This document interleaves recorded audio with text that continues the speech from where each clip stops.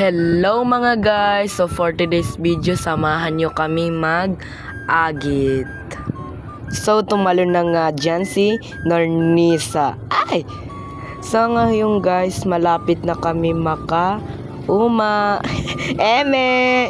So ipakita ko nga sa inyo yung pupuntahan namin. Iniisip namin dyan kung saan kami kukuha ng agit. Kasi sobrang mga lalaki.